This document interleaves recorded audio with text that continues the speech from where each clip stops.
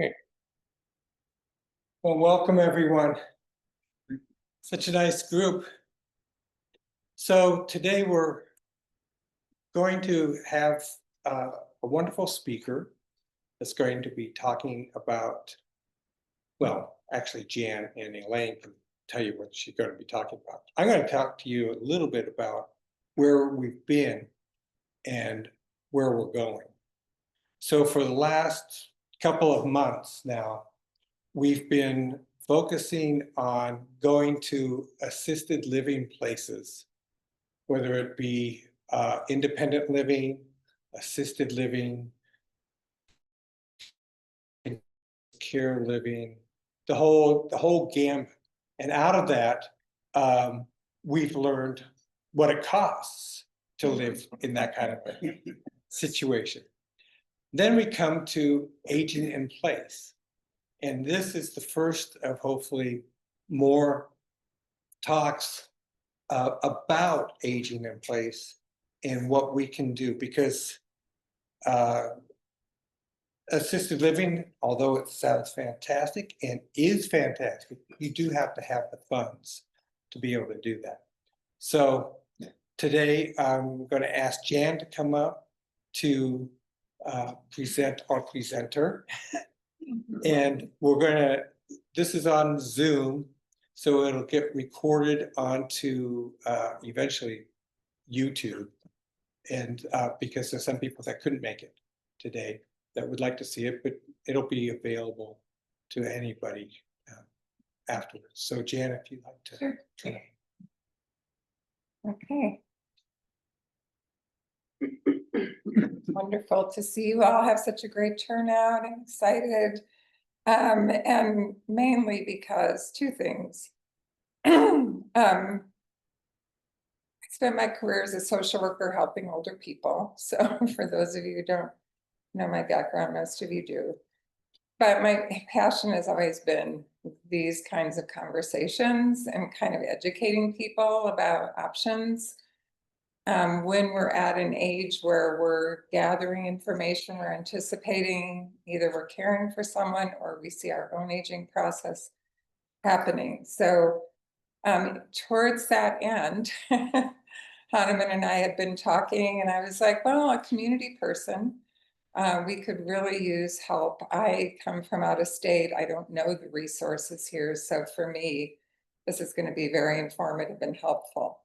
So I contacted actually the Forest Grove Senior Center, and they told me about Elaine. That's how I got you.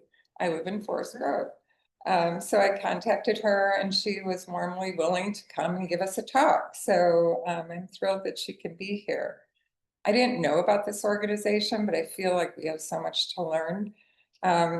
Elaine Lawrence is the program specialist with Washington County Disability, Aging, and Veteran Services. That encompasses a whole lot. And she provides information, referral service, long-term care planning, assistance for programs throughout Washington County, supporting older adults and people with disabilities. So she's going to review all the topics that relate to aging in place, because it's a broad, topic, and also public programs that can help to finance, including Medicaid. So we're living in a time now where there's a lot of insecurity. So I'm really anxious to hear what she has to say. So welcome, Elaine, please.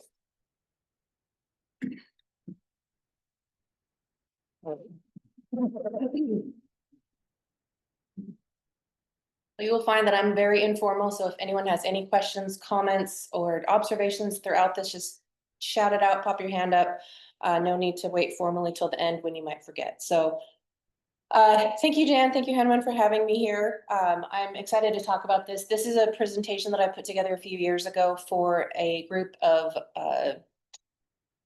I think they call themselves mature move real estate specialists. And it's something that I've expanded over the years, because I think that everything in here is really, I would say, more relevant now than it was 4 or 5 years ago when I started doing this one, just because of all the financial insecurities these days. So this is going to encompass a lot of information. Not all of it might be relevant for every single one of you, but I hope you'll go away with something that's helpful for you or a family member, and that you'll also know if things come up in the future, who to call and what you can expect.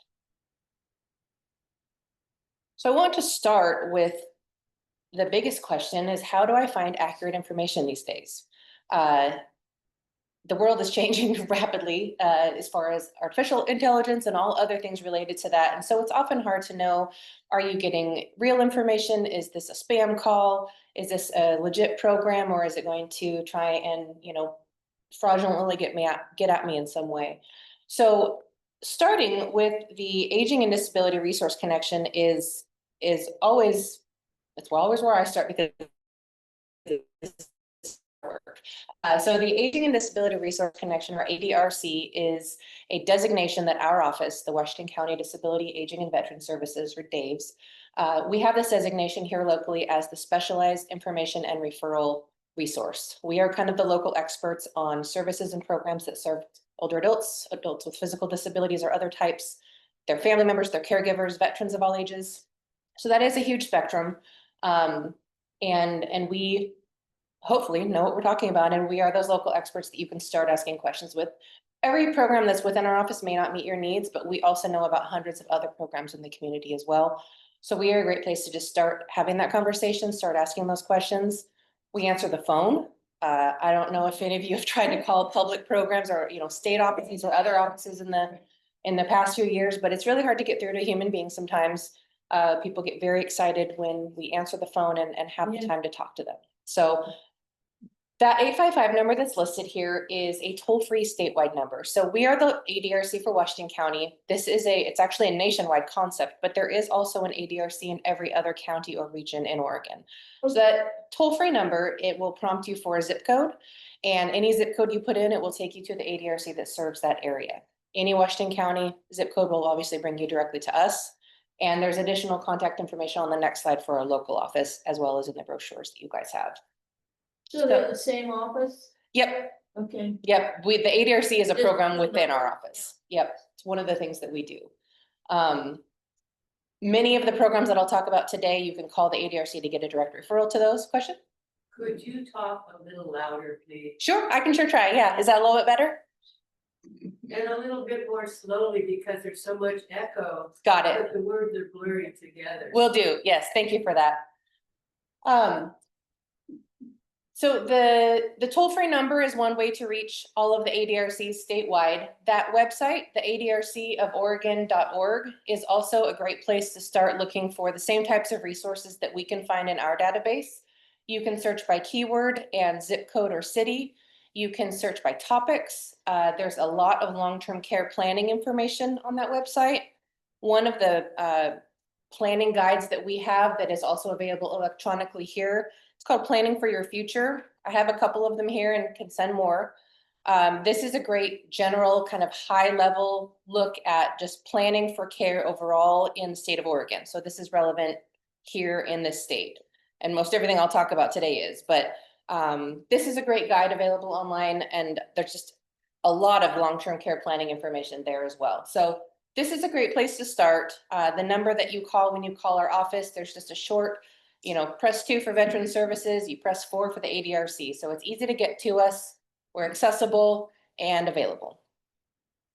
Also, the people who work in the ADRC we're certified to do this work. So there is an exam that we take, and there is ongoing education that we take to help you guys have the kind of conversations that can get you to where you need to go. So we are trained specialists, and again, theoretically, we know what we're talking about.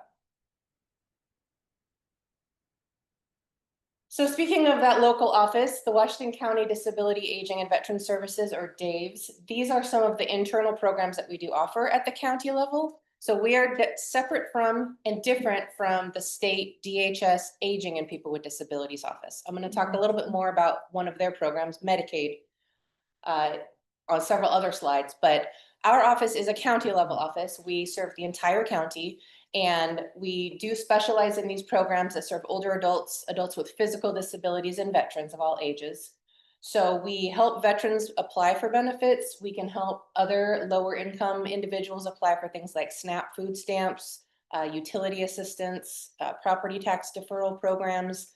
There's a wide range of financial assistance programs.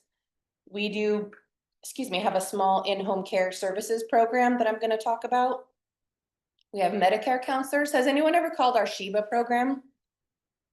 Okay, SHIBA is the Senior Health Insurance Benefits Assistance, which is a mouthful, and why we just say SHIBA. So if you have any questions about your Medicare plans or questions about bills that you get, we are a great place to ask those questions. I specifically called out our options counseling program because it is often really closely related to all the topics that I'll go through today. I'm the primary options counselor in our office right now, and this is an opportunity to meet one-on-one with someone, oftentimes in the home, sometimes doing community in the office or even over Zoom, and have that kind of more in-depth conversation about all things long-term care that pertain to your situation. So I do a lot of home visits. I work with whole families sometimes where we've got mom and dad living here and adult children coming from out of state, and everyone has a different idea about what mom and dad should do. And I sometimes kind of help facilitate those conversations to help them understand what's available and so that they can make informed choices. Nobody in our office is ever the one that will come and tell you what you should or shouldn't do. We're not adult protective services that investigates abuse or neglect. So we're not going to come and tell you that you can't live independently at home anymore. We want to make sure you have the resources to live however you choose to live. Question? Do you know Multnomah County has the same exact resources, services? Multnomah County does have pretty much the same. This program help applying for financial benefits. Not every county in the state has that. It's called the Benefits Enrollment Center. But options counseling, family caregiver support, veterans benefits, the Medicare counseling and options counseling. I think every county in the state has all of those things. Yeah, they may do it quite differently than we do. I know Multnomah County does almost everything very differently than we do, but I know they have it. Yeah. So this 503 number here is our local number. That is the direct number to our office. It will get you to the same phone menu as that 855 number on the previous slide. And that email address is also a great way to reach out and ask questions.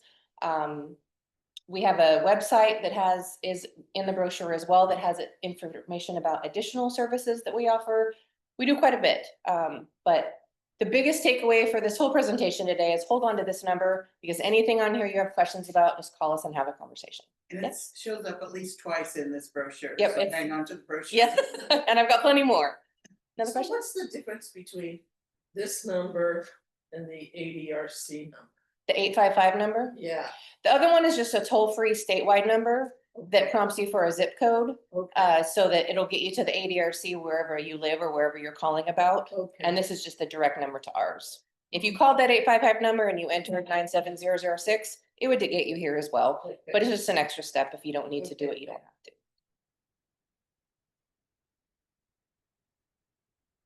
So I'm going to start with the category of in-home services. Towards the very end, I do have some information about residential settings as well. It sounds like you guys have already had some exposure to things like assisted living. I do have information about all of those settings and accessing those. Just only a few people in this group Okay. have actually gone Okay. through that process. Well, I'll touch on those at the end as well. We do have a lot of resources for finding, choosing, evaluating, and understanding facilities. But I want to start in the home. Almost everything I talk about today is really going to be about that aging in place, finding services that will support you to stay independent as long as you want to be or can be. So starting in the home, there are two directions you can go, and that's always the financial question. Do you have the resources to pay for whatever it is you need? So if you do have financial resources and you choose to pay privately for an in-home caregiver, there are two options that you have. There are in-home care agencies, and there are private caregiving registries where you can hire independent individual caregivers. Both of them are going to provide care in the home, and neither is better or worse than the other. It really depends on what your preference and what your needs are.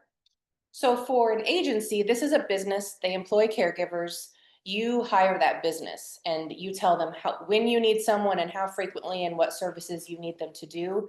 And they send caregivers as they staff them. So you're not always going to have the same person from day to day. A benefit of using an in-home care agency is that if they're fully staffed, which more of them are now than they were during the pandemic, They often have a backup plan or on-call workers. So if your worker is sick that day or didn't show up for some reason, they might have an on-call worker that can quickly fill a shift. They do have background check workers. They are overseen by, the staff of the agency. So there is some oversight there. So an in-home care agency is often, well, up until just recently, it was the slightly more expensive option. These are probably pretty comparable per hour now. There used to be another registry that was just an independent registry that people could find independent individual caregivers, and we just lost it a month or two ago. So these private registries are what are replacing those, or what are available right now. So in contrast to the agency, a private registry is going to be an organization that has kind of a cultivated list of individual caregivers. So they're pre-screened, they're also background checked, and they will kind of assist you in connecting with an individual caregiver. So once you hire that individual, it's a relationship between you and them as the employer and the employee. So all the pay and the duties are negotiated directly with that caregiver. There are usually some additional fees to use the private registries. So there's usually a fee to access the registry initially, and then there might be an additional hourly fee of a few dollars for however long you're using them. So as you look at both of these options, whatever the fees are, make sure you get them in writing, make sure you understand exactly what it all goes towards. I would say that for either of these, you're probably looking at anywhere from $35 to $45 an hour for private in-home care, private pay. So these are the two directions you can go when you're paying privately. Don't they normally want like 4 hours at a time to? There may be a minimum number of hours per shift. So one of the books that I'm going to refer to a few times, has anyone seen these Retirement Connection books? Anyone ever seen these resource guides? There's a ton of information in here. There is a list in here of in-home care agencies. It's about 5 or 6 pages long, so there's lots of them. This covers the whole metro area, so it's all 3 counties.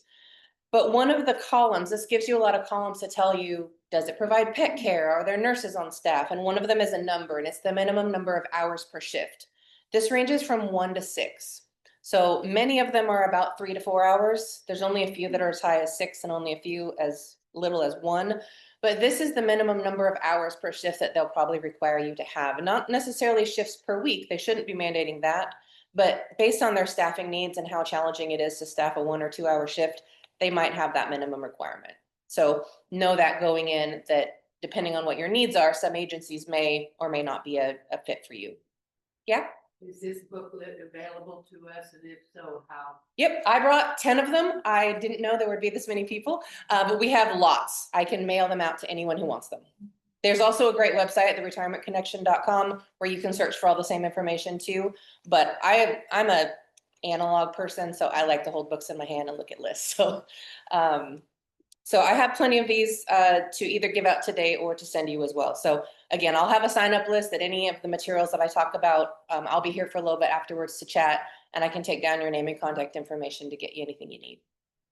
I was just gonna mention, we've ordered these before for the temporal retirement connection, so I don't think we've done it in the last year. Yeah. So it'd probably be a good thing because it's available here. Yep, and they're updated each year. Up here in the corner, you'll see the current year. I don't think a lot changes from year to year, but we order all the new ones in January and get boxes and boxes, and they're free to order from Retirement Connection. So you guys can definitely access them. Yeah. Are they available in the library, in the public library?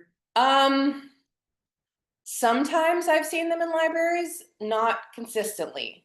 Senior centers are probably more likely. The Elsie Stewart Center is probably more likely to have them on hand. Libraries, I think, are hit and miss. Yeah. Is there another question? Yeah, you mentioned somewhere along the way, I heard the figure $35 to $45 an hour fly by. Was that for in-home? Either one of these, that's probably the starting range you're going to be looking at per hour, whether you're going to hire an agency or go through a registry to hire an independent worker. The registries might be on the lower end of those, just because you have a little more flexibility to negotiate with the worker directly. But That's probably the starting range for private pay with either one of these. Couple more questions. Do you know with the in-home care agency, how much the person actually gets and how much the company takes? I have wondered that, and not quite had the nerve to ask. Yeah, I don't know universally. I would speculate that caregivers probably make $20 to $24 an hour. Private caregivers who are registered with the state, we'll talk more about Medicaid later. But when when an individual caregiver registers with the state so that they can work in those public programs, they get paid around $17 or $18 an hour. So it's a bit What lower. public programs? Medicaid, there's two public, we're gonna get Yeah. to, yep, we'll get to You those. get your caregiver Medicaid. Okay, another thing about the cost per hour, I am blessed long-term care insurance that I had a Mhm. sense to buy. And Maria and a couple other wonderful people keep me at home. They had a top payment of, I think it was $32. Mhm. That's what the insurance will allow. So So that typically means that a long-term care insurance policy will cover up to this amount and any remaining amount is your responsibility. okay, And that applies usually to in-home care as well as facility-based care. Many plans have a certain amount that they'll give either per hour, per day, per month, whatever that plan is. There's a lot of variety there. Yeah, but then okay, anything beyond that is usually the person's responsibility. okay. Just a thought. Yeah. I have a friend at home who has in-home care, and she pays about $35 an hour. Yeah. Yeah, that's pretty standard. I would say 35 to 40 is probably a really expected, starting rate. And again, they can go up just depending on the type of care you need. If it's relatively simple, it may not be as much. Also, there may be an hourly difference if you had a 2-hour shift versus a 6-hour shift. So a 2-hour shift might be $45 or $50 per hour, whereas a 6-hour shift within the same agency might only be $35 an hour, just because of the staffing challenges. So you might see that variation as well. Any other questions about private pay? We'll get into the public programs then. There are 2 of them. This one is new. It just went live in March. It is called Oregon Project Independence Medicaid, which is a mouthful, so we say OPIM. We use a lot of acronyms, so forgive me if I slide into that. I'll always try to come back and explain what I'm talking about. But this is an expansion of a program that used to just be called Oregon Project Independence, just OPI. That was a county level program. It was very small. It still exists, but we have like 5 people on the program now. Just in July, we lost 80 to 90% of our funding for OPI Classic. It was very small. It only offered up to 15 to 20 hours per month, very limited. So we're not taking new referrals for that program anymore. We had a long wait list that we're trying to get onto these other programs now. So this program is an expansion of that classic OPI program with Medicaid funding. It is not the same as the classic Medicaid program. I'm going to talk a lot about Medicaid today, so there's plenty of that coming. But for people who either don't qualify for Medicaid or don't choose to pursue Medicaid for one of many reasons, this is the alternative through public resources. So this program provides up to 20 hours per week of professional caregiving assistance in the home. It is only an in-home care program, so it will not cover assisted living, adult foster home, or any type of residential setting. That's Medicaid that we'll get to. There are no monthly fees for this program, so if you qualify, there isn't a pay-in or a contribution that you are responsible for. There are income and asset limits for this program, as there are income and asset limits for Medicaid, but these ones are much more generous. And I can give you those numbers if you want. So qualifying care needs is the other part of eligibility for both this and Medicaid. Most public programs, food stamps, energy assistance, pretty much anything is always going to be financially based. Do you meet the income limit? Do you meet the asset limit? If so, you get the program. The special piece about these caregiving programs is that there's also a threshold of care needs that is required. So if you were simply low income and low asset but didn't have any care needs, you couldn't get an in-home caregiver because you don't have the needs that that caregiver would address. So there is an assessment of your care needs for both of these public programs, and there's a threshold you have to meet. Medicaid's threshold is higher, OPIM is kind of in the middle. So examples of things that might qualify you for OPIM, there's a lot of them. Mobility, if you had trouble walking on your own, if you couldn't transfer yourself out of a bed or a chair, bathing, dressing, using the toilet, medication management will sometimes qualify depending on the circumstance. Hygiene, like shaving or clipping your toenails, those types of things. For both programs, something that will not qualify you is housekeeping, laundry, transportation, grocery shopping, meal prep. Those are calls that we get a lot of. And I mention all of this because we get a lot of people calling and saying, I need housekeeping assistance. I want to apply for Medicaid. And those two things are do not converge like that. Yeah. I'm a little confused because didn't I understand you to say some months ago that this program is canceled? The original OPI program is canceled. OPIM is an expansion of that program using Medicaid funding. So OPIM is the replacement. Yep. That classic OPI service, it still exists, but it's incredibly small and we're not taking new referrals right now. So this is the one in its stead. So this is the alternative to Medicaid. Even though it has Medicaid in its name, it's just funded by that program. So it's not, I wish they would have named it something different. I really do. We've got all these words swirling around that are very similar. So yeah. So if somebody got a mobility issue or needs help with bathing and that kind of thing, that would qualify them. Yes. Correct? Yep. Okay. If they live alone and they have a mobility issue, then how do they get help for housekeeping? Because obviously they can't. That's a good question. So the question about housekeeping, laundry, meal prep, those care needs in and of themselves do not qualify a person for the program.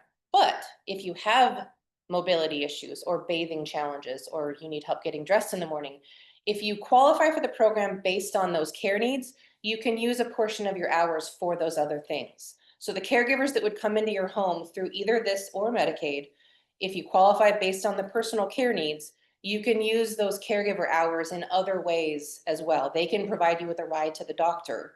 So there are other ways that these can be flexibly used, but just talking about qualifying for the program in the beginning, those needs would not qualify a person for the caregiving. Question back there first. If people do qualify for this, but I also heard you say you're not taking on anyone new. What do they do? OPI Classic. So the small OPI program that used to exist, and that's the one we're not taking. This program is new and it's available. Yeah. So the Medicaid funded portion of this is the new part. So OPIM has been live since March. Does one have to have Medicaid then to work with this program? Nope. So there are multiple Medicaid programs. The one that I will talk about next is the long-term care portion of Medicaid that just provides the caregiving program. But there's the Oregon Health Plan, which is just low-income health insurance, and there's a couple of other ones as well. So Medicaid's kind of an umbrella term that encompasses multiple programs, but you don't have to have anything with Medicaid to get on this program. It's just a Medicaid-funded caregiving assistance. So some people do, but you don't have to. What is income and asset limits? Sure. So the income and asset limit for this program goes up every year. Both numbers go up every year. Right now, the income limit for this program is right around $5,200 a month. And that's just the applicant.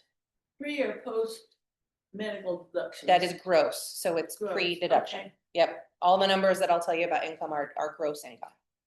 So it's around $5,200. I think it's just over $5,200 a month.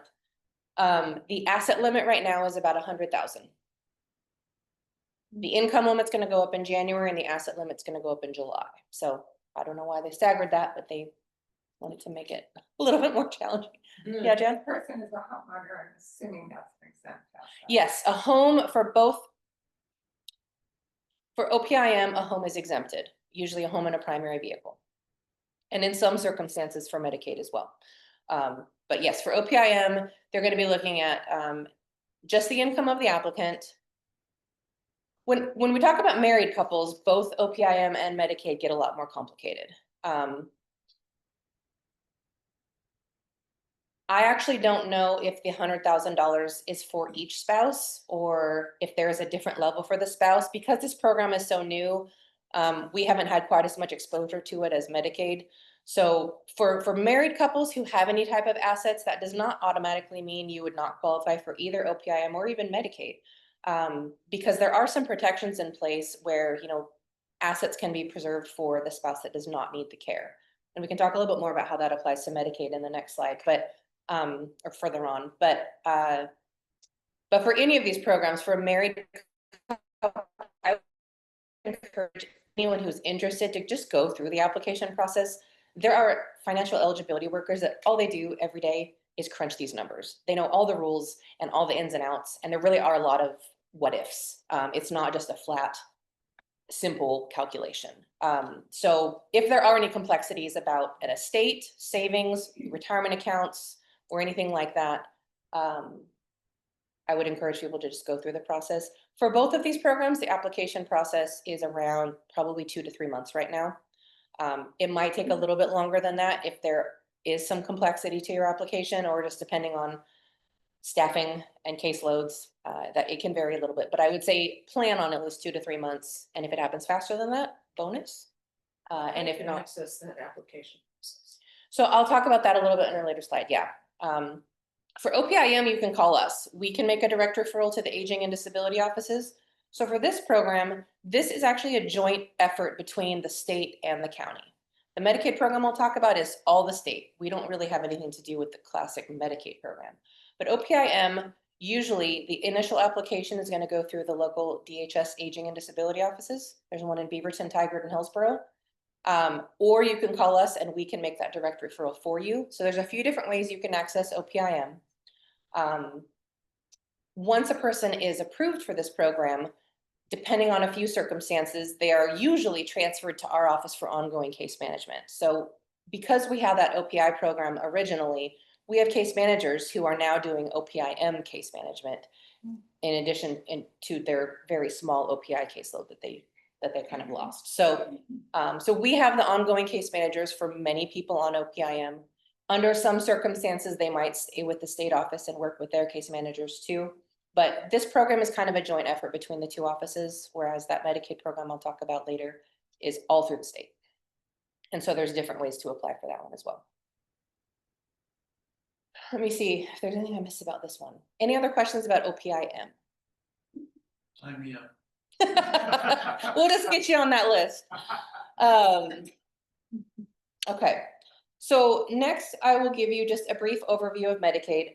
At the very end, I have more detailed slides about Medicaid, and we can talk more about this. But this is the more comprehensive state program. So Medicaid Long-Term Supports and Services, or LTSS, this is the specific Medicaid program that handles caregiving. So I mentioned the Oregon Health Plan earlier, OHP, that's just low-income health insurance. All the Medicaid programs in Oregon, again, if you include OPIM, there's 4 of them. They're all completely different eligibility and completely different benefits. So using the term Medicaid is a bit of a misnomer because it's more of an umbrella term, but I do use it just because I'm so used to using it. So when I say Medicaid, I'm talking specifically about the long-term supports and services or long-term care benefit. So as OPIM had up to 20 hours per week, the number of hours that you might receive through this Medicaid program is going to be personalized to your own needs. It could be 20 or so hours a week. It could be 60 hours a week. It could be 37. It is never going to be 24/7. So in-home care through Medicaid it's not cost effective even for Medicaid to do that. And there really isn't the funding and resources to do that. If someone truly needs 24/7 around the clock care in the home, there's usually going to be the conversation that, well, Medicaid can provide pretty full-time care. What other natural supports can be pulled into place here, or should we be looking at residential options? So the transition to residential care, this is the only program in Oregon that will potentially pay for assisted living, residential care facilities, memory care, adult foster homes. Those are the 4 primary settings that people are looking at when they're talking about the residential care.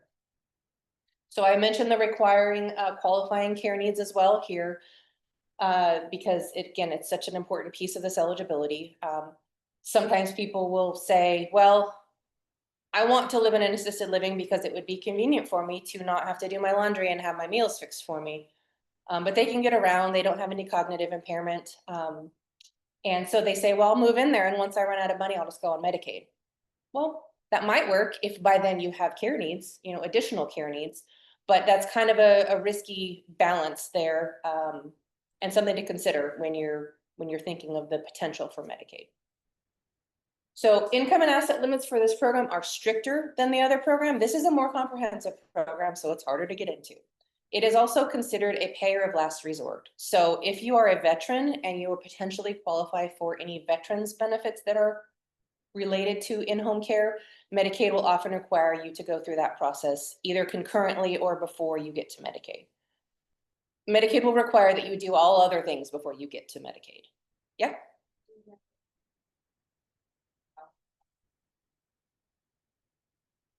For in-home care through veterans benefits, sometimes. There are some limited times when a widow or widower of a veteran could qualify for a benefit that will reimburse for some in-home care costs. I don't know that Medicaid requires the widow or widower of a spouse to go through the veterans benefits first. I know that they require a veteran, but they may not require the spouse because it is more limited for them. So the hands-on care need that this program requires is the threshold is a bit higher. There's really 5 that Medicaid focuses on. So I listed about, I don't know, 7, 8, 9 previously. The 5 that Medicaid focuses on is mobility, transferring, toileting, eating, not meal prep, the physical act of feeding yourself, and cognition. So cognition is a qualifier for both programs, and that's a lot harder to put your finger on. Dementia, Alzheimer's, or other types of brain injuries can manifest themselves in many ways, and they are typically going to be something that would qualify someone for one of these services, but it does depend on the extent and what that really looks like in their day-to-day life. So having a diagnosis is not what either program is really looking for. It's your functional ability in relation to that diagnosis. So, yeah. Do they have to meet the threshold for each one of these? No. Or all of them? No, when I mention all of these care needs, it's at least one. At least one. Yeah, yeah. And when I say hands-on care need, that's different than a standby care need. So sometimes people will call us and say, well, I feel a little unstable and I'm concerned about my balance. I would like to have a caregiver around while I'm taking a shower so that if I did have an issue, they would be there. That's different than I need someone to physically assist me with washing my hair or my back while I'm in the shower. The standby care needs generally are not going to be meet these thresholds. So I mentioned the hands-on care need for a reason, because you physically need someone to help you with these tasks. So again, cognitive impairment is a little bit harder to define. We are not the assessment workers are not medical doctors that are going to diagnose anything. But they do have a very standardized and thorough in-depth assessment that they do that looks at all possible care needs. And they say, is it present? If it is, how often? To what extent? What other natural supports might be available to help with this? They're going to look at the whole picture. So both programs use the same assessment, but they use the information in different ways for eligibility. So for both of these programs, you can expect a financial interview, which is often done by phone. They will let you know what kind of documents they might need, like a bank statement or Social Security award letters or pension or retirement statements, any of those things, whatever pertains to your situation. And then you can also expect an in-person needs assessment that's usually done at home. They come to you, they want to see you in your own natural environment. They want to see how you're interacting with your home and what your needs are. So those are generally the 2 pieces. And saying it that way makes it sound really simple. Why does it take 2 to 3 months? I don't know. It just does, you know, scheduling and possibly follow-up appointments, things like that. But that's kind of the process you can expect for either one of these. So at the very end of my presentation, I have another slide with more application information about Medicaid. So I will come back to that. One thing I'll mention about the income and asset limits for this program, the income limit this year that'll go up, I believe, in February is $2,900 a month just for the applicant. For this program and for OPIM, a spouse's income does not matter. A spouse can be getting $15,000 a month, and if you make $1,000 a month, income-wise, you will qualify. Assets are a different number, so this will all come into play. Asset reviews for a single unmarried individual is $2,000 for Medicaid. And that limit is not, I've been doing this for 2 weeks ago, it was 8 years. It's $1 for 8 years. I don't know if that will ever go up anytime soon, but if you're married, a lot more complicated. There are still limits, but they're a lot higher and a lot of variables come into play. And again, there are specific protections in place in the state of Oregon where the spouse who does not need care can preserve some joint assets if the one person qualifies in other ways. Yeah. So when you say $2,000 a month in asset care, in addition to qualify, is it a month or? $2,000 is your asset limit. Is your asset? $2,000 in assets. So can you expand on assets? Like, Yep. is this additional income or property? So this is how much money you have in the bank. It is in accounts. It is the value of additional property. So again, a primary home and a primary vehicle are generally excluded, even for Medicaid, if you're going to be living in your home and receiving care there, or if you have a spouse who needs to live there. So generally what it is checking, savings, IRAs. There are maybe a few types of life insurance policies that might have a cash out value, those types of things, more liquid resources. If you have second properties, investment properties, those could potentially be counted as an income source as well as an asset. It gets complicated. I'm really glad I don't do the financial interviews for these programs because it's very nuanced. And again, for the married couple, really the best way to know is to just go through the application process. If you do go through this process and you don't qualify, there's no penalty to turn around and reapply a month later if something dramatic changes. So if you don't qualify, it's not like you have to wait another year to apply. So other than the time and the effort to go through the process, there isn't really a downside to doing that because they'll be able to tell you much more specifically what your circumstance is. So but that doesn't, the 2,000 assets in a bank account, checking account, IRA, what have you. But you also said $2,900 a month. $2,900 is the income limit. Income. So if you're just depositing that income, that's more than 2,000 in your checking account. So that how do you qualify if that's confusing. Yeah, it is. It is. And I've asked that question in the past as well, and I haven't got as clear of an answer as I would have liked to. I believe that, well, if you're in a facility, part of your income is going towards your room and board. If you're getting in-home care, there's no monthly fee for Medicaid either for the in-home caregiving, but they will probably take into a calculation, say, what are your housing expenses? What is your utility, costs, and maybe kind of adjust your income. I'm not sure exactly, but I know that people who get $2,500 a month can qualify. I don't know how they might calculate that. Yeah, Thank you. that is a good question though. Yeah. So you said the 2,900 doesn't apply to the spouse, but for assets, spouse's assets. Yes, so the individual income limit is just for the applicant, but if you are married, they will look at any asset that is held by the applicant individually, the spouse individually, or jointly between the two of you. If you have assets, again, it doesn't necessarily mean that you would just be disqualified, but there is still a limit, but it is much higher than $2,000. And there are a lot of things that can go into that. An example of that, just to kind of highlight the complexity of this, is I was working with a family a couple years ago who had been paying privately for about 2 years before they decided that they would pursue Medicaid. And Medicaid actually kind of credited them a little bit for what they had done over those past 2 years and said, well, you basically delayed Medicaid enrollment by 2 years by doing this. So we're gonna allow you a higher asset limit than maybe, you know, the standard limit is. So there are a lot of things that they can potentially look at and consider. And I wouldn't say that there's any straightforward calculation there. Yeah, Jen? So I was just gonna ask here, I know in the state of Colorado, from my experience, we would often refer people to Medicaid or elder law attorneys for, when they were in a situation where too many assets. And there was a couple and grabbed some properties and things, so they could assist that person maybe setting up a trust. That would be not considered as an asset. Is that something they could do in Oregon here? Potentially. We have a list of elder law attorneys that we can refer people to if you are interested in that kind of advice. Trusts in Oregon are, without giving legal advice, there are very, very few options to do that would be a true protection. When you apply for Medicaid, they look back up to 5 years to find out if you've made what they would call a disqualifying transfer.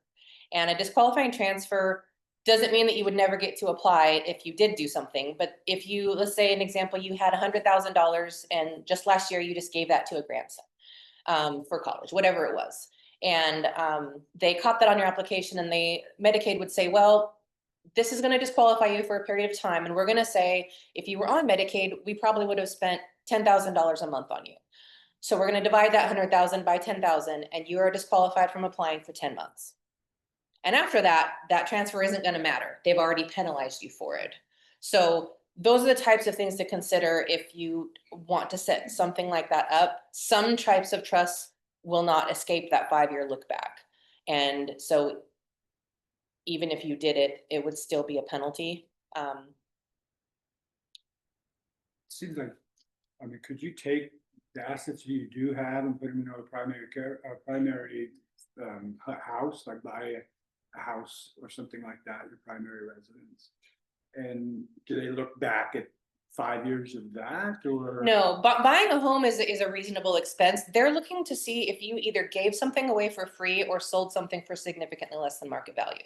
If I had 150,000 in assets, one of the ideas that comes to my head is take all that, put it into a primary, into a primary residence, and then they've got a low mortgage payment, but they still qualify on the asset side. Is that, I mean, if they got down under the 2,000? Correct. If you're a single individual and you had $150,000 and you bought a house with that money, and so you no longer have the liquid asset, but the home, if you're getting in-home care and living there, the home is excluded. So that is a way to kind of protect that money, because you're using it, you're getting fair market value for what you're doing with it. Yeah, you aren't giving it away or selling something for a lot less than market value. Yeah. My mother lives with me, and how does that affect Medicaid or the other program? I mean, can she still get benefits? Yep. So with a parent or other family member that is living with you, again, when you're looking at these financial numbers, it's always just going to be the income of the applicant. So even if they're married, the spouse's income doesn't matter, nor does any other family member that they might live with. And as a single unmarried person, they're going to be the sole person for their assets as well.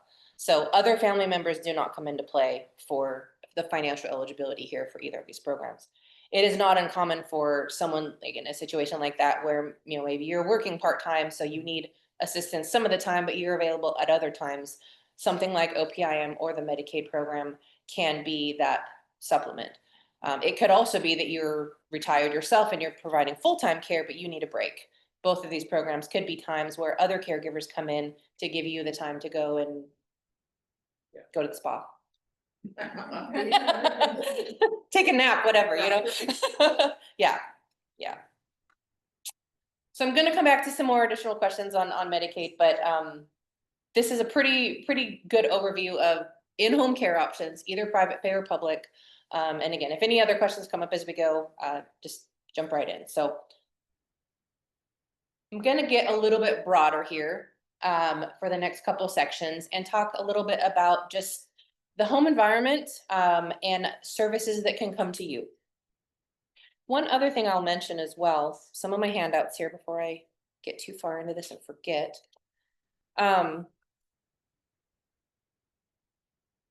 And all of these are things that I've developed myself because we talk about them just constantly. So I've created a lot of infographics because I'm, again, very visual. I love to hold things in my hand and look at them. So one of the things that I have is kind of a flow chart. It's very basic, but it is about just caregiving options. So that is one thing that I have 6 to 10 of each of these, I think. Okay, and we can make copies. And again, I can get your information in mail or email as well. And I also have a summary sheet of those in-home care options with agencies and private caregiver registries. So there are 3 registries that operate here in the Portland area. They are on this sheet. And this also has information about accessing the list on the retirementconnection.com website too. So both caregiving information, and then a couple of other things that I only have one of just because they're a little bit bigger. These are actually printouts from an organization called the Oregon Home Care Commission. This is the entity that used to have the great free public registry that no longer does, but they still have a lot of other resources for caregivers. So these are some handouts about like creating a help wanted ad. So this is about kind of going out and soliciting yourself. If you didn't want to pay the extra fees through the registry or couldn't afford to use an agency, you always have the option to go out and just find an independent caregiver because they're out there and there are many of them.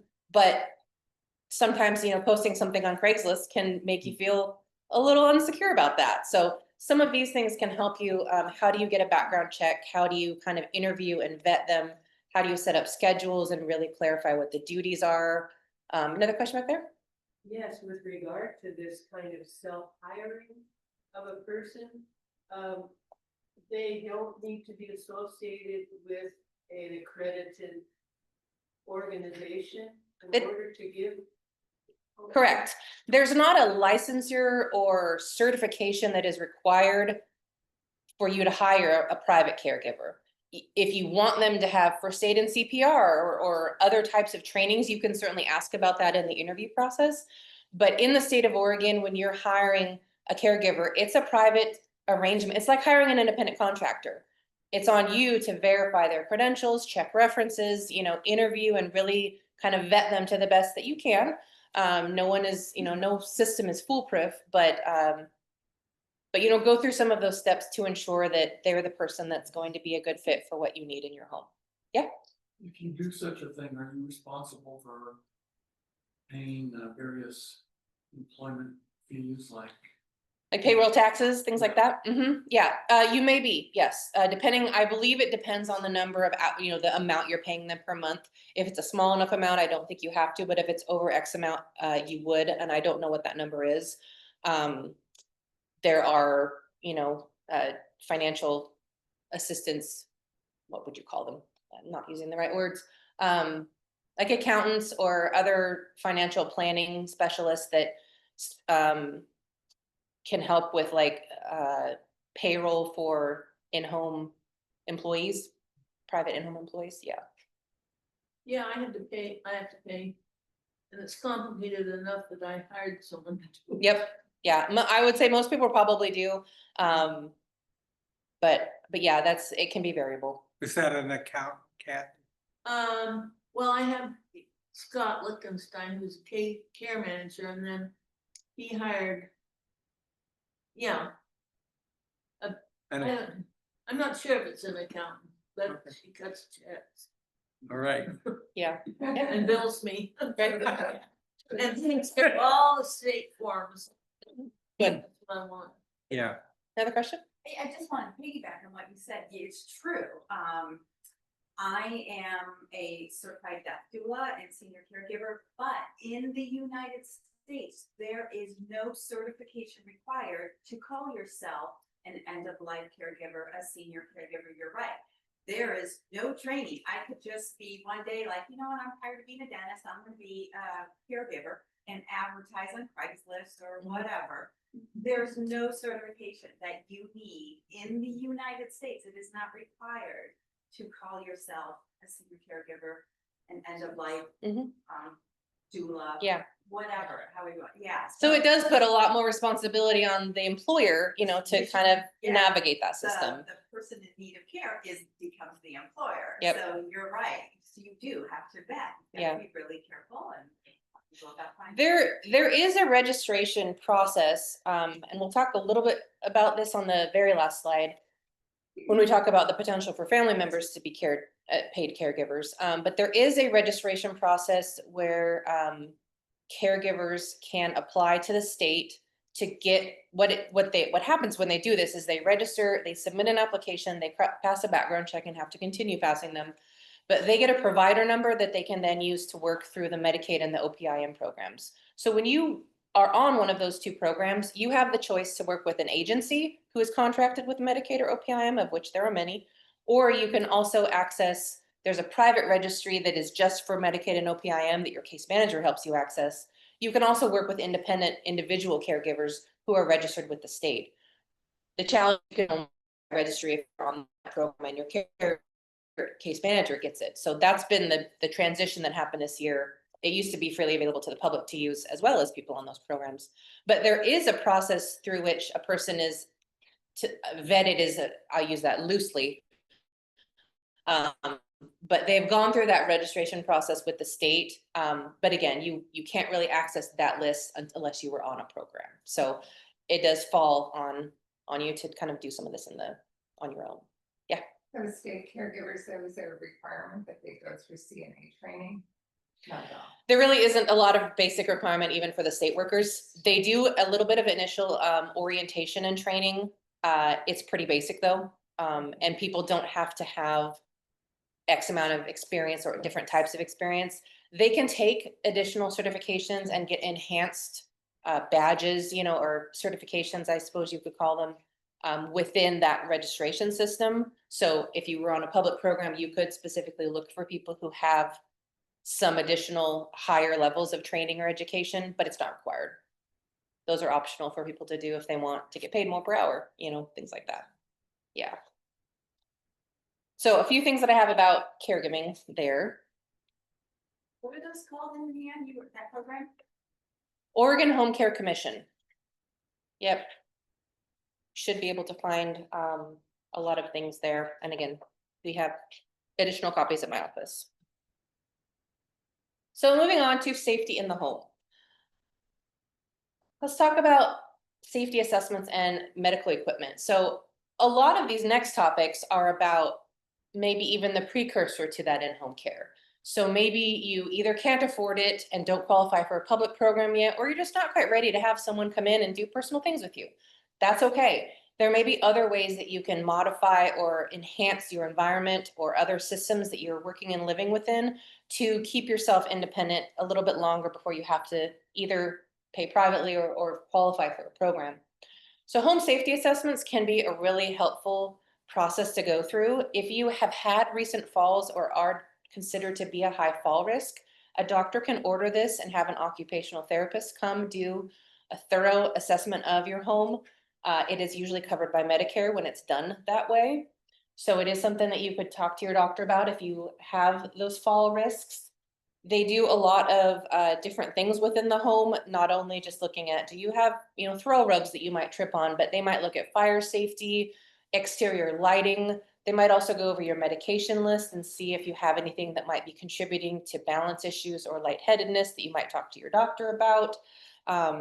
They do a really thorough assessment, and they're specialists in that process. So that can be helpful. There's also a lot of checklists that you can find online. I have 2 of them that I brought. One of them is a home safety checklist from a local in-home care agency called Home Instead. This goes through room by room, and it has a little checklist that you can go through and then just other suggestions and considerations. So this can be a really kind of simple way for you to go through your home just quickly on your own and say, what kind of things should I be thinking about to prevent falls or to just, keep my home as accessible as possible. The other one that I have that's just a 1-pager front and back is actually from the Alzheimer's Association. So this one's a little bit more specific to people who have dementia or Alzheimer's. There are different things to consider and other safety things to be aware of for them. There's a lot of crossover, but some special considerations there. So yeah. Yeah, having had a home safety assessment by an OT, I think it's really valuable to have the person in your home rather than looking at a checklist. Yes. Because she can say, given your mobility problems in this tub, put a grab bar there. Yep, Instead of just saying install grab bars. yep. It's tremendously helpful. It is, it really is. They come through and look at everything in relation to you and your abilities, so. So that is one possibility. They will often make recommendations about either, equipment for your home or other medical equipment that might be helpful. There are also loaner programs through some of the senior centers if you wanted to try something out or you just needed it temporarily. Our office, again, Dave's Disability Aging and Veteran Services, we have a small amount of funding. This year, we're primarily focusing on fall prevention items, but we order items off of Amazon and have them shipped directly to you. So as long as you're not on any Medicaid program, we potentially have some limited assistance. We can only spend so much per year, and right now it's a little bit low, but give us a call if you do have things in the home that might be helpful to keep you safe. A lot of PTs and OTs, when they're doing home health services, they know about us. And they'll be there in the home with their client. They've just done an assessment and they'll call us and say, hey, it'd be really helpful for them to have a raised toilet seat. They tell us exactly what they measured and found for them, and we order it and have it shipped directly to them. So pretty simple process. You can also, if you're caregiving for another person, that home health PT or OT, physical or occupational therapist, they can help you learn how to transfer a person or help them off of, toilet or out of a shower, ways that you can help keep your body safe if you're caring for someone else. And then there's also free online training as far as being a caregiver too. The OregonCarePartners.com has a lot of online education that you can access on any number of topics. And that's a resource that a lot of caregivers who work in adult foster homes and other facilities, they use that for continuing education as well. Question? You mentioned fall prevention equipment. Besides grab bars, what other kinds of fall prevention equipment is there? Yeah, really common things that we get requests for are different types of shower chairs or transfer benches for bathtubs, raised toilet seats or the rails that go around your toilet seat so you have levers to push up from. There's also poles that can be installed next to your bed, a transfer pole that can help you get in and out of bed. There are bed rails that you can put in to prevent rolling or falling out of bed or getting up out of bed. There's even like grabber tools. So if you've, fallen to just by picking something up, little simple grabber tools can be helpful. In fact, it's the little things. This good segue, you know where I was going with this. So these are some small things that people are often, not really thinking about in that big, picture. You think of medical equipment, you think of a wheelchair or walker, something like that. But these are all really commonly requested items that are typically related to fall risk. And there's also a new program called OTAGO, O-T-A-G-O, that is a collaboration between our office and Pacific University, the occupational therapy program there. OTAGO is a big nationwide program that is all about fall prevention and specific exercises for fall prevention. It's a series that can be done in your home. And we're just starting to make referrals to that. So if you do have someone who's had a high risk of falls, there's a few screening questions for it, but there's a lot of different, therapy and exercises that could also be incorporated into some of this too, if you have the ability to do that. So the medical alerts are also another item that we get calls about. Our DME program, our funding can order that device, but if there is a monthly fee for it, that's not something that we can cover on a regular basis. But there are a few, basic devices that don't have a monthly fee. They tend to be a little more bare bones as far as features, but we can purchase that device if that's helpful too. What about falling on ice? Given the rarity of ice in our area, I don't know that we would be able to justify that, but it is a legitimate concern. If we were in Alaska, that's probably something we would cover. Yep. Yeah. What are those things that go on your shoes that have nails? Like the crampon. Yeah. Yeah. So a couple of other things to think about your home is either repairs or accessibility improvements. It could be a critical repair like replacing your roof or plumbing or electrical work, or it could be those accessibility improvements that just make your home more usable. widening doorways, those roll-in showers, if you've got a tub or a lip that you're having trouble getting over, ramps, installing grab bars, those types of things. On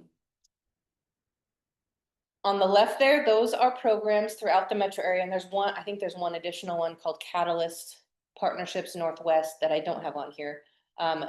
Not all of those serve all of the county. If you have questions about these programs, give us a call. We'd be happy to figure out what works for you in your city. A couple of these only work in 1 or 2 cities, and some of them are metro-wide. So there are public programs that can help with either the repairs or accessibility improvements. That last one, Refit Portland, they only do the accessibility improvements, so they wouldn't replace your roof, but they would install a ramp. There are application processes for these. There are usually going to be asset limits. These are for homeowners, not renters.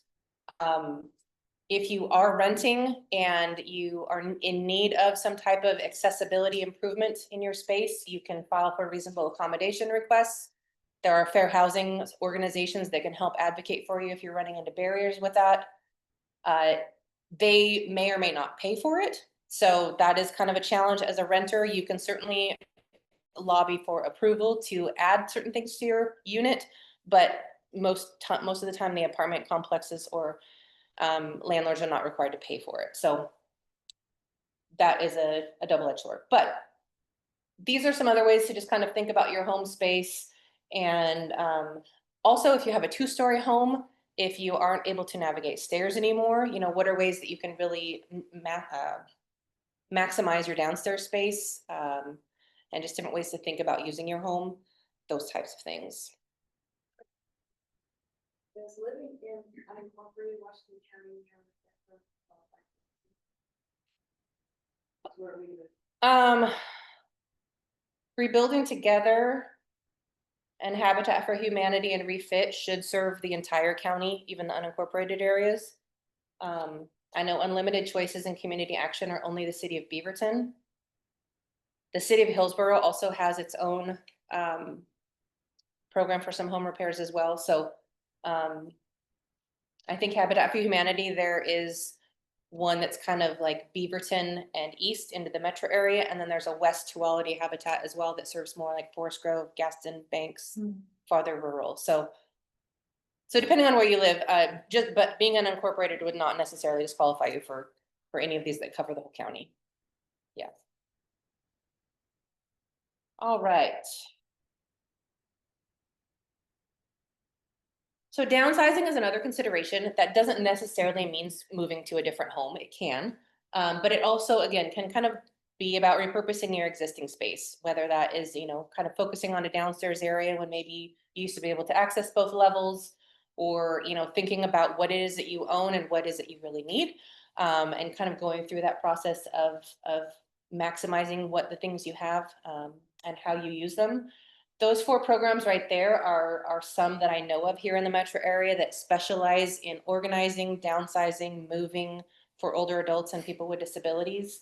A couple of them, I believe it's Soft Landings and Mature Moves, actually have, you know, real estate agents that specialize in this entire process from the very beginning to finding a assisted living facility and the move and the downsize and everything. So that could be a really full service thing, or it could just be, I need help organizing my back room, you know.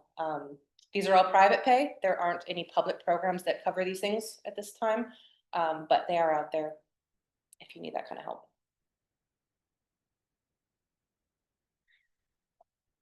A few other financial management. If you get to the point where maybe it's getting either a little bit challenging to manage your money, pay your bills on time, the representative payee is kind of the more restrictive level of assistance here. We have a small rep payee program through our office, and there's at least 3 others I know of in the kind of the west side of the metro area. This is a system that the rep payee actually receives all of your income, pays all your bills that they know of and have established set systems for, and then you get what's left over. So it makes sure that all the important things are taken care of.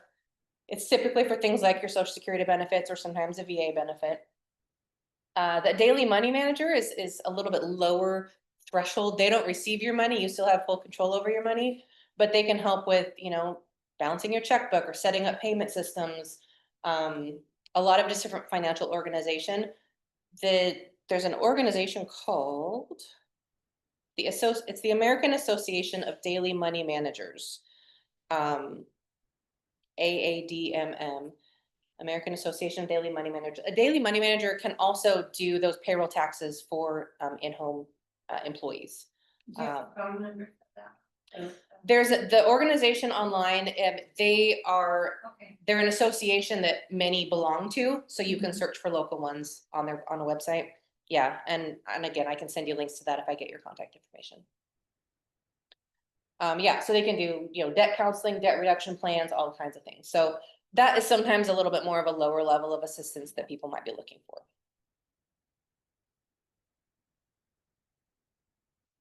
Few other things about finances and just kind of, making your money count. So not everyone qualifies for food stamps or Medicaid or, a property tax deferral program or anything like that. But there are other ways that maybe you can think of offsetting costs to free up money. So there are some, kind of public programs or assistance programs you can apply for.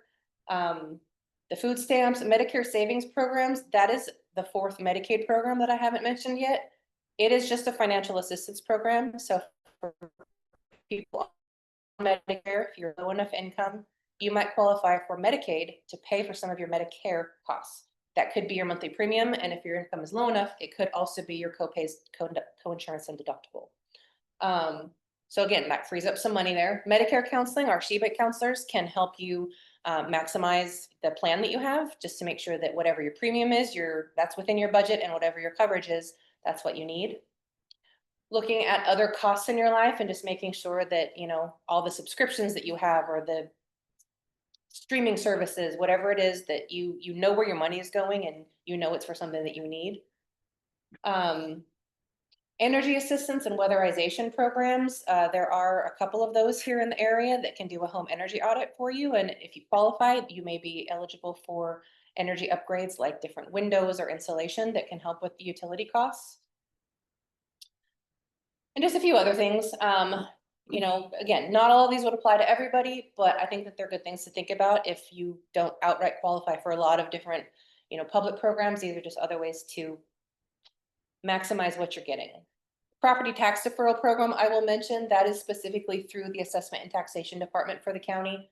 There is a senior and disabled deferral program where the state pays for your property taxes, and it does create a lien on the home, but as long as you're living in it, it's yours. And I don't think it charges interest, but only for the first 10 years, I think, which doesn't sound like an awesome plan, but if it's the difference between losing your home and being able to stay in it, that is a program that we've helped a lot of people access. So we're nearing the foreclosure process. So there is also a veterans exemption program. So if you are a veteran or certain law enforcement and spouses of law enforcement officers can qualify for an actual exemption program where it's not a lien, it's just you don't pay your property taxes. So so if you know people in those categories, give us a call. We might be able to help. This is just kind of an overview that we put in, again, kind of during COVID about emergency planning. This is something that a lot of people don't think about when they have some of these extra things. If you did have the power go out and you have medications that need to be refrigerated, or if you had to get from point A to point B and you don't drive and have mobility challenges, what is your plan for getting what you need in an emergency? Do you have pets that you might have to think about? Are you going to be staying at home and trying to shelter in place there? Are there bigger considerations? Are there other people to think about? So again, not anything real specific here, but something that I think is important to think about as you're just considering how can I stay home as long as I can. Because in any emergency, it's challenging, but if you have certain limitations, obviously that's going to be compounded. So the next section is about other things. So other things that you might either want or need. These might not be a need, but just things that might be helpful to, again, keep you independent. So transportation, in this area, there are two primary public transportation programs. They are very different from each other. The Ride Connection program is primarily a volunteer-based pool of drivers. They are background checked and overseen by Ride Connection staff. But this is a nonprofit, and because they are a nonprofit and use volunteers, there's not technically a charge for the ride. It's donation-based. So you can contribute what you're able to. It is a door-to-door service. You do have to call several days ahead of time to request the ride. And there are times that I've heard rides cannot be, the need cannot be met. So they might call you the day before and say, we don't have someone, which if you have a really important medical appointment, that might leave you in the lurch. But they offer some additional services as well. If you were interested in learning how to ride the buses and you didn't know how to navigate that system, they have a travel training program called RideWise, where someone will actually go with you and help you figure out all the routes that you want to go on and ride with you to make sure that you're comfortable and knowing what you're doing there. There are also a lot of smaller community connector shuttles. I know there's one in the King City area, one out in Forest Grove. There's even one that connects people to Tillamook. It connects with a program that Tillamook has and can get people to the coast for a fee. So many of the local ones don't have a fee, but they provide a spectrum of services. TriMet Lift, that is the carriage system through the TriMet Bus and Max organization. So these are the smaller buses and vans that you often see driving around. They are a curb-to-curb service, so they will come and pick you up where you are and take you to where you need to go. It's a shared ride service, so they might pick up other people on the way to maximize their routes and to make sure that they can serve as many people as possible. There is an eligibility process for this. With Ride Connection, they have a lot of different categories of rides that they can provide. They do have one that's specifically for older adults or people with disabilities, but they also have a general one as well. TriMet Lift is really specifically for people who have some type of disabling condition or health condition where they cannot independently use the buses or Max trains on their own. So that could be a physical impairment, it could be a cognitive impairment. So there is an eligibility process for this. There's an application. They will actually get you downtown to their headquarters. And I believe it's actually like a little course that they have you go through to see, can you step upstairs? Can you lift this or do that? I'm not sure exactly what it entails, but yeah. So like a little obstacle course. Yeah, it is. So they will evaluate whether or not you could potentially get on a bus on your own or not. It is available within the TriMet service area. So Ride Connection covers the whole county and much of the metro area. TriMet Lift doesn't go out quite as far, but it covers most of the area. So depending on where you live, it does cover most areas. So there's no cost for Ride Connection. The TriMet Lift is just the cost of a regular bus ticket, which is right now $2.80. There is no honored citizen or discounted rate for the Lyft program right now. I keep bringing that up whenever they come and talk to us because I think that's important, but that it's just the regular cost right now, which is still relatively affordable, but I know that for some people on fixed incomes, even that can be an extra cost. So that is transportation. Food and groceries. Coming out of the pandemic, this is really more available than it ever has been. Actual meal delivery, Meals on Wheels is always the one that people are usually asking about. It is primarily for people 60 and over. If you are on OPIM or Medicaid and you're under 60, those programs can pay for it as well if you have a disability that qualifies you, which you probably do if you're on that program. There are also just private pay local delivery kits, meal kits. You can get them from places around Portland or larger organizations. Things like Blue Apron, HelloFresh come to mind. And you can customize a lot of different packages there. Groceries and food boxes, again, the grocery store delivery really expanded during the pandemic and will probably continue to be accessible. Most major stores now have that for a fee. If you are enrolled in the TriMet Lift program, you can actually have your groceries delivered at no cost. So you still pay for the groceries, you order them online and you choose the pickup option. And then you call TriMet and say, these are where my groceries are, and they will go and pick them up and get them to you, and they don't charge a delivery fee. So that came out of the pandemic and is still available as well. PDX Concierge, that is a program that also started during the pandemic. It started with a group of teenagers who wanted to help their grandparents get groceries during that time. And it has grown into a huge nonprofit that covers the whole metro area. They do hire a lot of teenagers in high school and college who want to volunteer for this program. And they will call you or get your list, however, you can email it or do it over the phone. They will go and shop for you. They will deliver it to you and you just reimburse them at that time, either with a check. I think there are PayPal or other electronic options as well. But it's a really simple way, and there's no actual delivery fee. You just reimburse them for the cost of the groceries. So that is a really cool program. The Oregon Food Bank, there is a local network of food pantries. They're struggling right now. They really went boom during the pandemic and continue to have a lot of funding until just recently, when things have been changing. But on the Oregon Food Bank website, there is a food finder where you can enter your zip code and it will pull up all of the current food pantries available in your area. Many of them do not require any type of documentation or ID or anything. You can just show up with a bag or a box, and it's kind of shopping style where you can choose what's relevant for you. So that's another way to supplement food costs these days. The last two are primarily in the Beaverton and southwest northwest Portland area. I don't know exactly what their parameters are, but Store to Door will deliver groceries from Fred Meyer's, and Care to Share will deliver food boxes.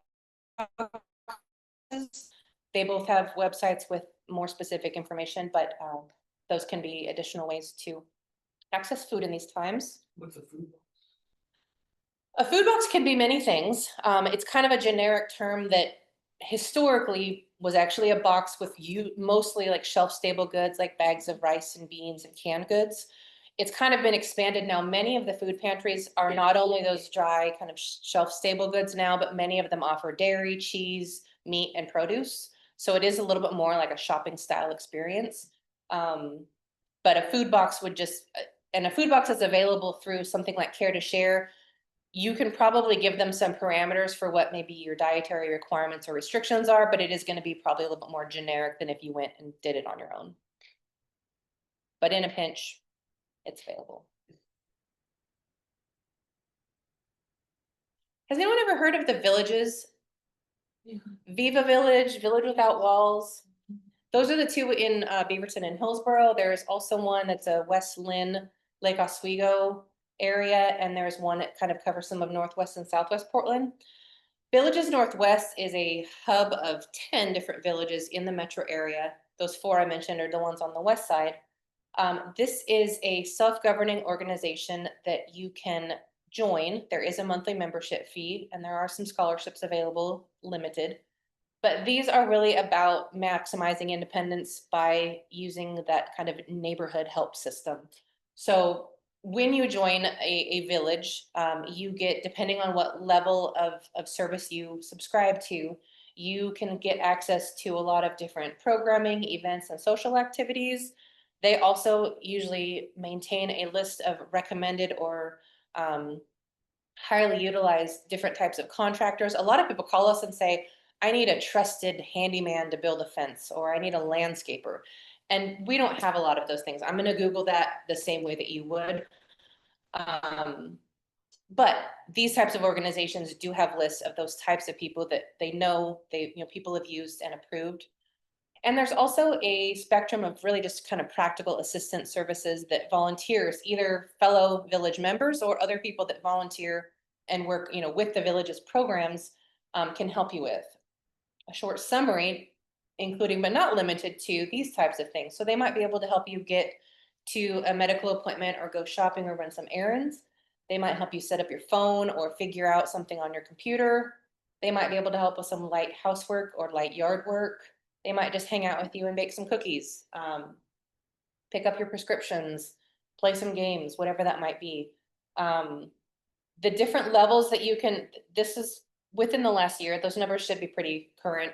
Your monthly membership fees might range from about $25 to $65, depending on the amount of service that you're looking for. As an example, that base level might mean that you have access to all of those social activities, but you would only be able to access one of those volunteer activities, supports, maybe either once a month or once every 3 months, something like that. There's a range of access you would get, depending on your circumstances too. Let's say you kind of bought in at that lower level, but you know you're gonna have shoulder surgery, so for about 3 months, you're gonna need extra help. You can bump yourself up temporarily for a little while and then kind of go back down when you no longer need it. So it can be kind of flexible. And again, I mentioned fees like this and say that they're relatively inexpensive, but again, I know that for people on, fixed incomes, that even, $30 a month can be a challenge. There are those scholarships available, but I also encourage people to compare this to, let's say you need some regular assistance with, some light housework and yard work, and maybe just getting to the grocery store. For $65 a month, you might be able to access a volunteer who could do that for you on a regular basis, where the alternative, you might be thinking, I think I need to move into assisted living now because I can't do these things.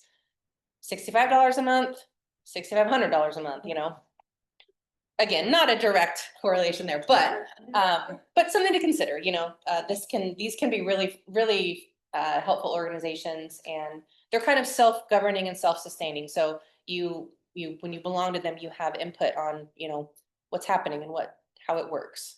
So I think it's a really cool concept. Yeah. I was talking to a representative of Viva Village, and she said that their annual fee is $550. So I don't know exactly what that entails for that $550. I assume it means that you can ask for a volunteer. It doesn't necessarily mean find a volunteer for a specific thing. But we would like to, they have a monthly program to give you more information about that, about Viva Village. One's coming up on November 8th, and we're going to see if we can do that here. We also have 2 other programs happening on that same date, so we may have to push it out to December, but anybody interested in learning more about that, contact me after this. And the Villages is a nationwide concept. I went to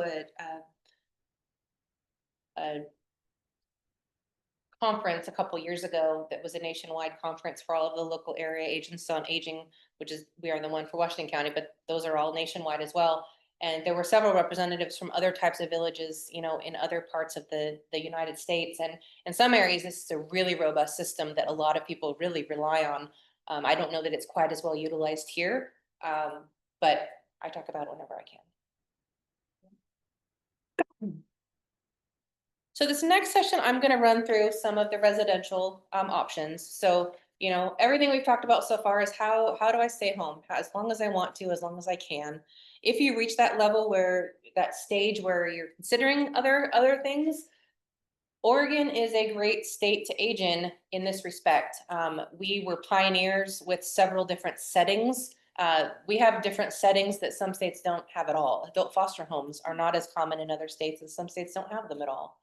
And it's a setting that I think is underutilized as well. I used to license adult foster homes for Multnomah County prior to this job, so it's the one I know the most about.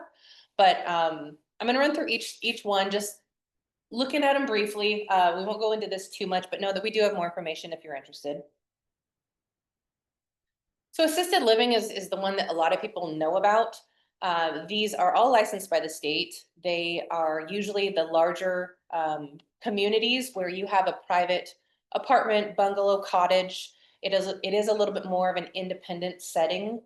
Some of these might accept Medicaid. So of all of these types of facilities, except nursing facilities, but of all of the facilities, all of these are businesses that have the choice to contract with the state and accept Medicaid as a payment.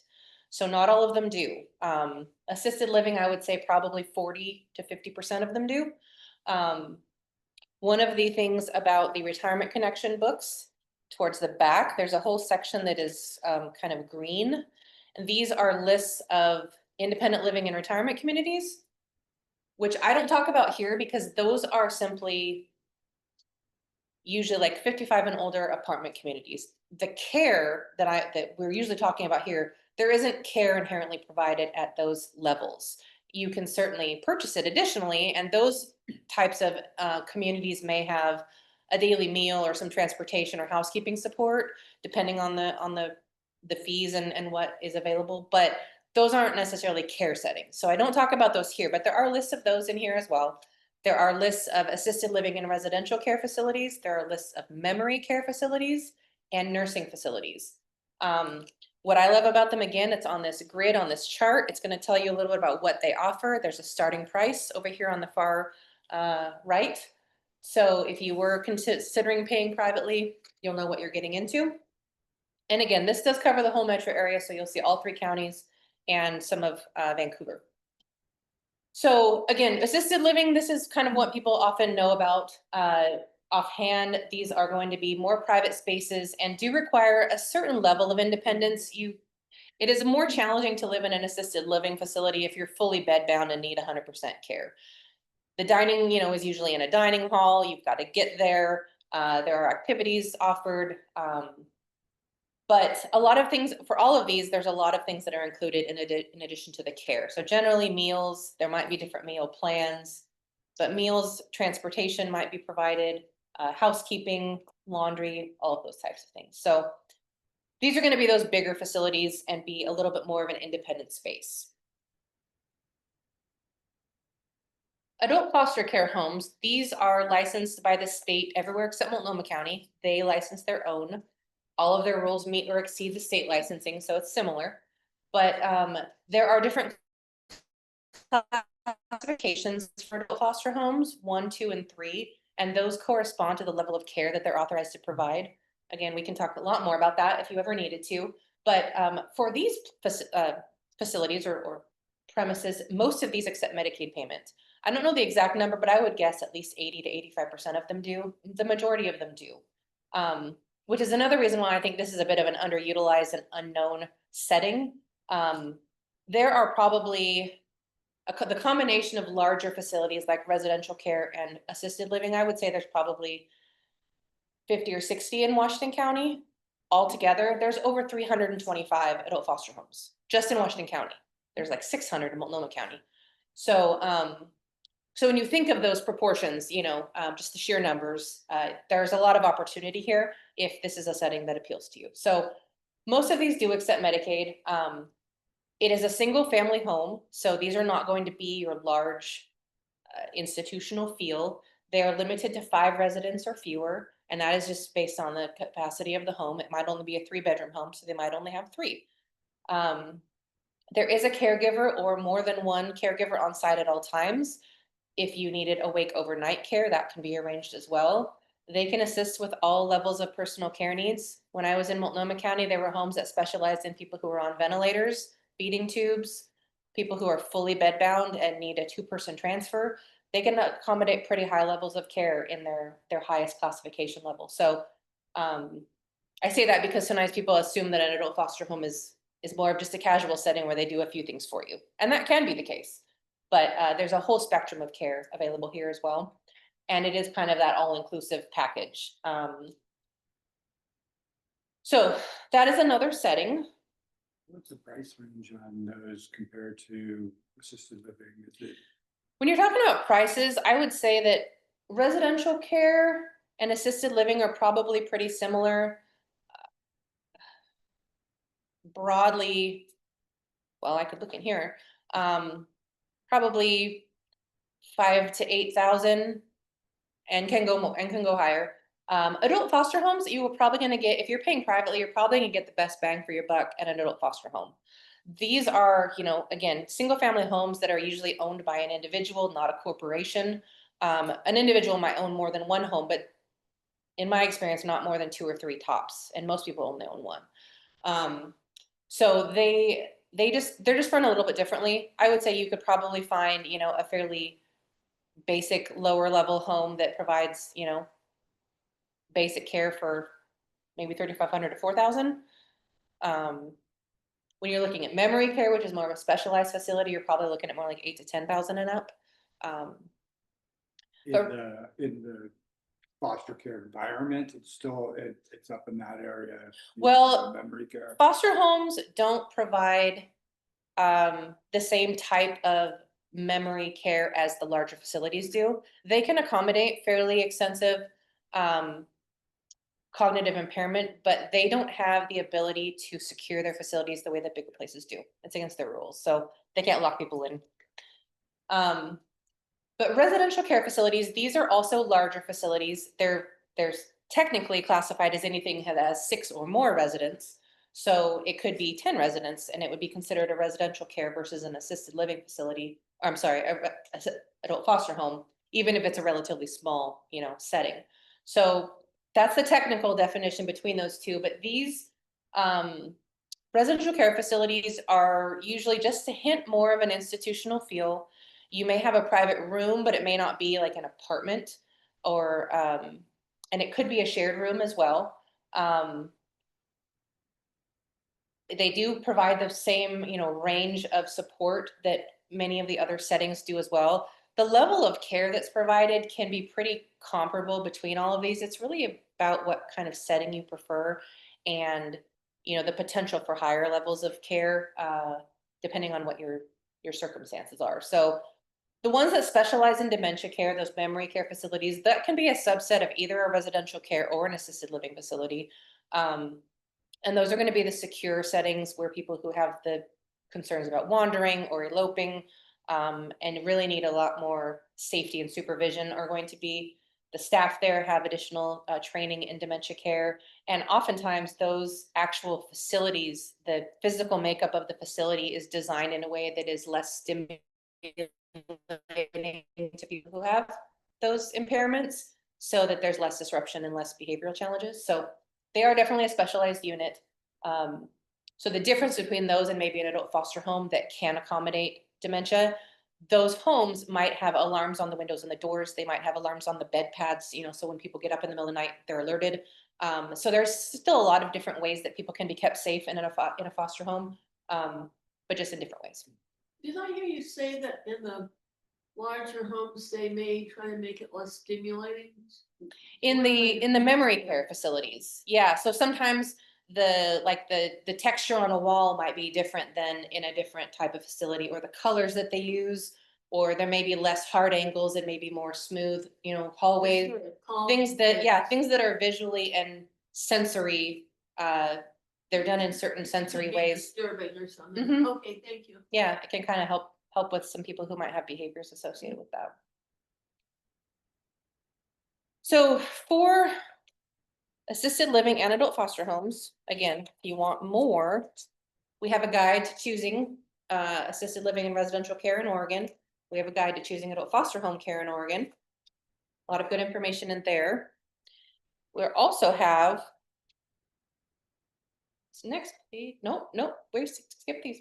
I don't mention these often just because it is less typical that you're going to actually live long-term in a nursing facility. It is possible. Almost all of them accept Medicaid. I think all of them do in this area. They're also licensed by the state. These are definitely going to be those more institutional feel where you're having high level of skilled care. So some people may live in these long-term, but they're usually more of that rehab step down facility from a hospital stay or something like that. So there are lists of those in here as well, though, if you needed them. Most of the time, you're getting a referral from your doctor to a nursing facility. So again, not usually something that you're looking for as much on your own, but they're out there. Finding facilities. So another way to find and do some evaluation of these facilities, I have a handout here for a website, the long-term care licensing.oregon.gov, LTC licensing. This is a facility search website that covers the whole state. You can search by city or zip code, by facility type. So all of these ones that I've mentioned here so far, adult foster home, assisted living, residential care, and nursing facility. Again, memory care is a subset of that assisted or residential. You can search by those. You can also specify Medicaid as the payment type, or private pay or Medicare. Medicare only covers the nursing facility. It's not relevant for these other types, but you can specify those. So when you search on this website, it's going to generate a list of 10 facilities at a time. It's going to show you on a map, and then it's going to show you a list of 10 at a time. When you click on the name of the facility, which for an assisted living, it's usually going to be like a company or a business name. For an adult foster home, it's usually listed by the name of the owner. Sometimes those do have a business name as well, but they're often just listed under the owner's name. And then you're gonna have some additional tabs that you can choose to see just the basics about the facility. So how big is it? What's the address? How to contact? You're gonna be able to find inspection information. So the work that I used to do, we would have to go into all of the adult foster homes at least annually and oversee everything about how they're doing their business. We would look at every piece of record, their medication administration. We would inspect the actual facility itself, check all the smoke alarms, everything. We would also talk to residents. So we would do a full inspection of the home and their records to make sure they're following all the rules. You can find histories of, I think it goes back up to 5 years on the inspections, and see what they found. For any infraction, you'll be able to click on that and see a redacted summary of what the issue was and how it was resolved. None of these will have any information about actual residents, but for any of these things, when there's an incident, you can find out what it was. Violations, this goes back to 2010, I believe, where you'll be able to see if there are any substantiated abuse or neglect claims at that facility. Those are big, scary words that should be, but I will also say that if you find a facility that you like, if you tour it and you like the people and you like the place, but you find some concerning things in their history, it does not necessarily mean it is not a good place. It could be related to a staff person that was there 2 years ago and they're no longer there, or maybe something was happening with the actual physical facility itself. It's been fixed now. There are a lot of different types of violations out there that do not necessarily mean that this is a bad place. If they've had the same 10 violations in the last year, that's different. But I encourage you to think of this information as a starting place to ask questions, not as a true judgment place. I saw a lot of amazing homes that had a lot of issues every year, but they provided exceptional care. They just struggled with their paperwork or something, you know? So it can be all over the place. So use this information. This is a public website. I'm not giving you any, state secrets here. This is freely accessible. So if you go in there and say, I know this happened 2 years ago, tell me about it. Tell me what you did. They should be willing to talk to you about it. If they don't want to talk about it, that will also tell you something. So again, use this information as you will. Placement agencies are also another great way to find facilities if you are private pay. These are free organizations. They're agencies that are licensed and overseen by the state. I have a list of them. This is a list that is part of an organization called the Oregon Senior Referral Agency Association. So I know that they are held to a higher standard and have to, kind of recertify with this organization. So these are organizations or agencies that can help you navigate all parts of finding a facility. They can help set up tours. They know who has vacancies. So this website here is just going to tell you where the facility is and what it's all about. It will not tell you if it has any vacancies. You're going to have to call and find all of that information out. A placement agency usually knows a lot more about who's got openings, the levels of care they provide, setting up tours, asking questions, just navigating that whole process. So if you are on Medicaid or going into a facility on Medicaid, placement agencies do not work with those individuals because placement agencies get paid when they help place someone at a facility. They work with all of the facilities. You shouldn't feel like you're pressured to go to one or the other because they're getting a better fee from one or the other. If you do feel that way, there's like 12 or 15 on my list. Do another one. But I've heard good feedback about many of the organizations on this list. So I don't anticipate that you would run into that a lot. But if you did, again, you've got other options. But they can help you to kind of navigate the whole system. This is a challenging thing to do, especially if you've never done it before or never have had any exposure to it. So it's pretty overwhelming. And if you find that you're just floundering, they're there to help. Any questions about any facility stuff real quick before I jump into a little bit more about Medicaid?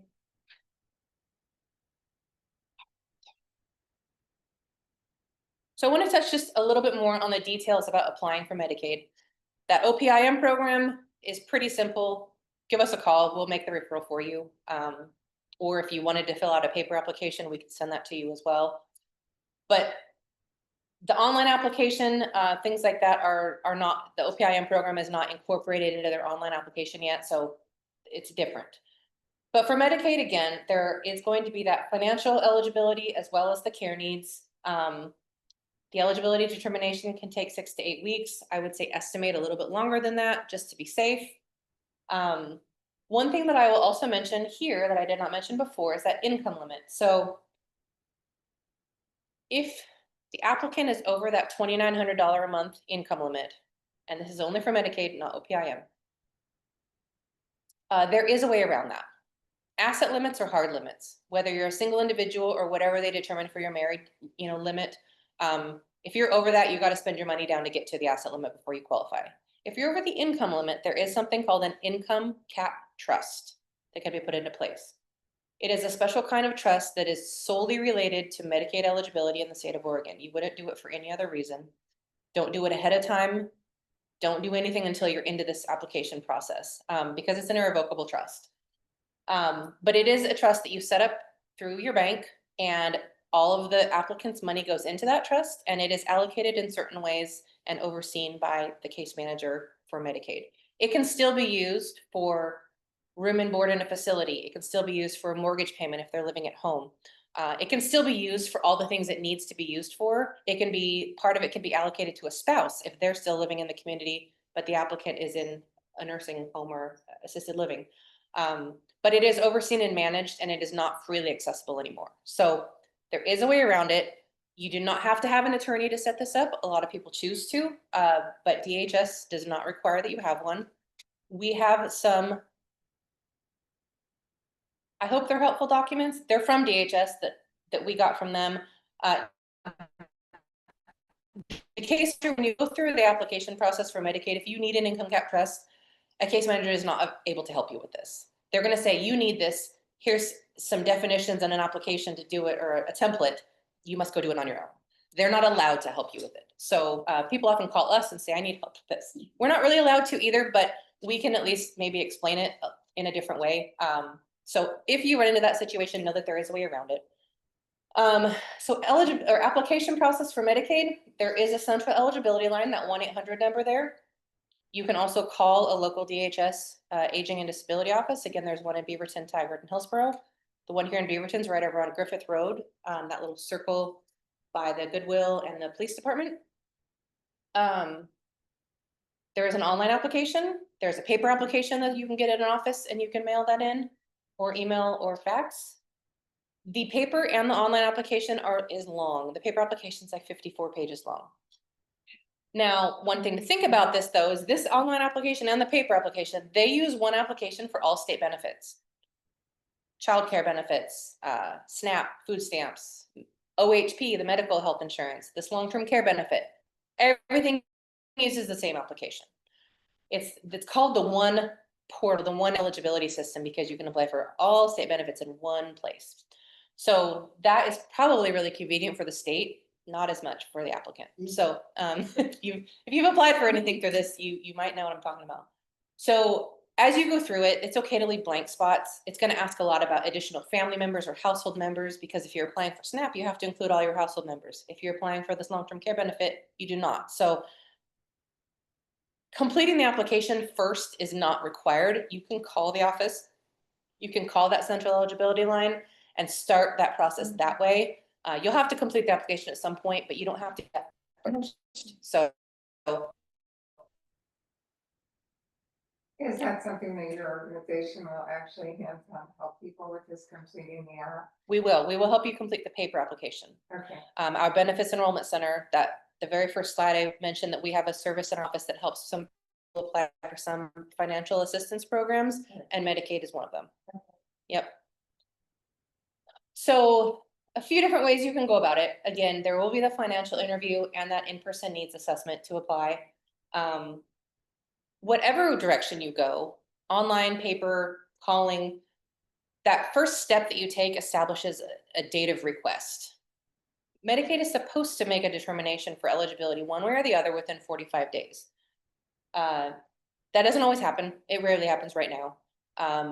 In the 8 years that I've been here, there have been times that it happened fairly consistently, but they're usually going to request 1 or 2 30-day extensions to get some stuff done, or just to deal with their caseload. So again, that's why I kind of emphasize this. Give yourself some time. None of this is going to happen super quick, this or OPIM. Last slide, a few frequently asked questions about Medicaid. We've talked about a couple of these a little bit. So we get a lot of calls that say, I want to be my mom's caregiver. I need to get paid for this because I'm doing it all the time anyway, but I can't pay my bills. Or I'm caring for a spouse or even a neighbor or a friend. So can someone be your paid caregiver, or can you be the paid caregiver for someone else? Yes, if the person who needs the care qualifies for a public program like Medicaid. LTC is long-term care. Sorry, I changed up my acronyms here. So either the Medicaid or the OPIM program, a family member can be a paid caregiver if the person who needs the care qualifies, because it's the program that's going to pay the caregiver. So they need to be eligible for those caregiving programs. And the person who's the caregiver, they go through that registration process where they submit an application and go through a background check and that initial orientation with the state.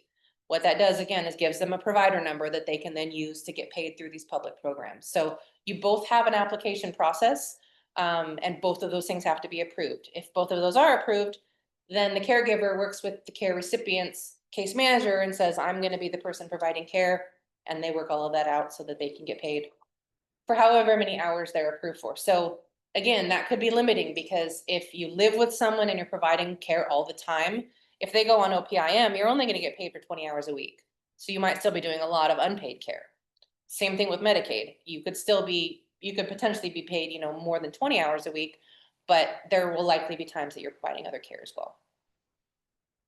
Am I disqualified if I own my home? That is, a lot of people automatically think I'll never qualify for anything Medicaid related. That is absolutely not true. So if either you are choosing to receive in-home care, you need that home to live in to receive the care. You shouldn't have to sell the home, and who knows where you would live to receive that care. So if you own your home and live in it to receive in-home care, yes, that home is excluded from the asset review. There is a certain value. I think it's just over $1 million though right now. So if you had a $3 million mansion, that is different than just having a regular home in this area. So I think that there is a limit, but I don't think people hit it very often. Or if you're married and either you're both living in that home, or let's say you have to go live in an assisted living facility or memory care, but your spouse is still living in that home. The home is still protected, it's still excluded, it still doesn't count. So if one or the two of you are living in that home, it is safe. Now, there is something with Medicaid, not OPIM, but Medicaid, that is often a deal breaker, and that is the estate recovery process. So this is where if either you and or your spouse, if you're married, have both passed away, if you did own any assets, if you had a savings account that your spouse was still able to access, or the home that you were living in, it's usually related to a home. After both of you are gone, the state has first dibs on that estate to recoup money that was spent on you while you were on Medicaid. So if you had been on Medicaid for 15 years, the whole value of the home is probably going to be the state's. So if you have intentions to pass a home to heirs or children or other plans for your estate, this is a consideration, because there are not very many ways around it. There were, some questions about trusts. There are potentially ways to put a home or some other asset in a trust that would not only, enable someone to be eligible in the first place, but also kind of get around this estate recovery process. All of that needs to be talked about with an elder law attorney. There are very limited options, and I could not begin to advise you on that. So, but it is something to think about. Yeah. Can you repeat that information a bit slower, please? Sure. So for the estate recovery process, if you are on Medicaid and you own a home, and once you and or your spouse, if you're married, pass away, the estate, your home, is now subject to this recovery process where Medicaid, the state can come and claim that estate. So they get to recover funds that they spent on you. It's part of how the Medicaid program is funded, in addition to other things. So if you had the intention to pass on your home to children or other heirs, you would have to find a way to protect that much sooner than at that time, because most of the time the state gets to claim that home and recoup the value. So that process right there is a reason why many people do not pursue Medicaid, even if they really need it. Again, it doesn't apply to OPIM, but in fact, in the 2 to 3 years before OPIM went live, the state of Oregon lobbied hard to the federal government to not include that. They were gonna make us do that for OPIM as well, and we got that excluded. So Medicaid, yes, there's a state recovery, and OPIM not. Question? Do you know if, say, a child's name's on the deed of the home, in addition to parents that have since passed and Medicaid is trying to recover? You might not know the answer to this, but do you know if there is another person's name on the deed, if that can stop? Medicaid? In limited circumstances, I believe so. There are 2 circumstances that I know of that, again, not giving legal advice, that can sometimes protect that. One is if the adult child is disabled, a home can be transferred to an adult child who is disabled if they're going to need to continue living there after both parents have passed. The other potential is a non-disabled adult child who has been living with and providing direct hands-on care for X amount of time. I believe it's 2 to 3 years. If the home is then transferred to the child, it would A, not be a disqualifying transfer for purposes of eligibility, and B, it would not be subject to a state recovery process because the child has kind of earned it. It's another thing, kind of like that example I gave about Medicaid kind of crediting a married couple. They kind of reward you if you have delayed a person applying for Medicaid for these reasons in these ways. They might kind of reward you by saying, okay, now you can have that house because you've just saved us, the equivalent money of 3 years of care. It's not exactly those terms, but it's kind of that thought. So there are some ways. Those are the 2 that I know can be possible. But yeah, elder law attorneys is always where we will send people for that question. Even if you have it in a trust? There are a lot of different types of trusts. There are different types of trusts. So there are some limited trusts that I think can protect a home, but there are many that cannot. So yeah, maybe. Yeah. It's up there where it says, first square, if you're eligible for LTC services, what is LTC? LTC is long-term care. Long-term I care. used to have this as a Medicaid LTC, a frequently asked question, but I always call this the long-term care program. The technical term is the long-term services and supports. So I updated that and I forgot to switch that term there. Okay. Yeah, but it's just the Medicaid long-term Just the- services program, yeah. Yeah. Is the family member thing only through Medicaid, or are there other options if you don't potentially qualify that you're giving us, To be paid? yeah. sorry. So if a family member wants to be compensated for providing care, it's either these options where a person's gonna go on Medicaid or OPIM. Yeah. Yeah, I need to update this too, because OPIM wasn't a thing when I created this at first, or it's privately paid. So that could mean that a family member is just paying money, or it could be a room and board situation where they'll provide housing and provide, care.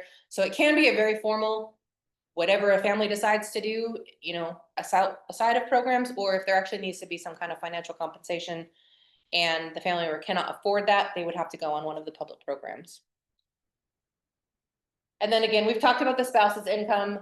So a lot of people are concerned that their spouses make too much money, and they wouldn't qualify for the long-term care benefit. For other Medicaid programs, a spouse might count, but for long-term services, this specifically, it does not. And then the urgent or expedited application. So I know that if someone is currently in the hospital or on hospice services, Medicaid will try to at least prioritize that application.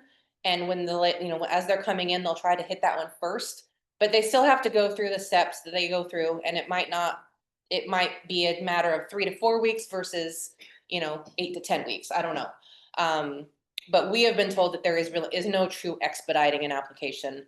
I think that would be an extraordinarily rare circumstance that they would have the capacity to do that. So because none of this happens quickly, there is sometimes a period of time where a family is really trying to put together a plan of their own to sustain while they're going through the process. Yeah. Everyone here probably knows the answer to this except for me.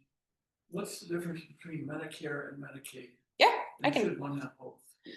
So Medicare is health insurance, it's just health insurance that comes with a social security benefit. So if you have worked your life and paid into both your social security fund and, you know, the taxes that you paid, social security and Medicare, you're entitled to have Medicare. You don't have to qualify for it other than having paid into that system. So whether you're younger and on social security disability, you would qualify for Medicare then, or once you turn 65 and qualify for retirement benefits, that is just your entitlement health insurance. Medicaid is a qualified program though. You have to qualify for all Medicaid programs. And it is generally going to be a low income needs-based program. So there are application processes and eligibility requirements, and there are multiple Medicaid programs. So health insurance is only one of the things that Medicaid does. Long-term care is another one. Yeah, I heard too, there's like the average median income is typically a factor for these things. And typically from what I saw today, actually it's 50%. So that's about 47K in Washington County. There are some programs that are, generally it's going to be between 50 and 80% area median income. There's a Medicare savings program that has a little bit higher income limit than the rest of them that helps with those Medicare costs. But OPIM is 400% of the federal poverty level. Medicaid is 200%, I believe, of the federal poverty. So there's area median income and then there's federal poverty levels, and those are different things. And most Medicaid programs are actually based off the federal poverty level because they're universal. So yeah, those are about 400 and 200%, I believe. There are other Medicaid programs that are more like 100 to 150%. So there's a range. There's a pretty good range. Depends on the program. Yeah. Yeah. Any other questions? That was a lot. No. The biggest takeaway, really the biggest takeaway is hold on to a brochure, know who to call. You can call and ask any of us these questions. There's 3 or 4 of us that answer the phone in the ADRC. I'm one of them. You can ask for me, but I'm often out doing things like this or on the phone as well. So you don't have to. There are 3 other of me that do the same thing. So call us and ask questions. We're happy to help. Yeah. Thank you. Thank you. And I do have some materials that we can go through, and if there are anything else that you want me to mail or email, I have a sign-up sheet as well. Oh, we'll sign up for everything. Yeah. Church. Well, to conclude, one, we have lunch available right now. And there's 2 things that I would like to ask of you. One is if you're interested in becoming part of the senior Sangha. This is basically, I'm looking for people's interest in us. This is a social thing to do, coffee or tea, something to eat, and address whatever topics you want to address. And we have a set of topics that Jan has already got us to look at, to see if there's anything that we want to look at. If you're interested in that, I want you to go ahead and sign for that. The other thing is Viva Village. We're going to try to do the November 8th Zoom. Now, if that doesn't work, if it conflicts with other things going on, then we'll change it to December, or I may just do this myself and I can report back to you everything that I find out. What day of the week is that? It's a Saturday. And it's, Same day as the meeting about Greenwood. it's just, their topic is basically what they have to offer. Oh, Yeah, so, there might be. yeah, there is. So I think that's all we got. Please stay for lunch and thank you for coming. Thank you. Chairs. Let me just stop recording.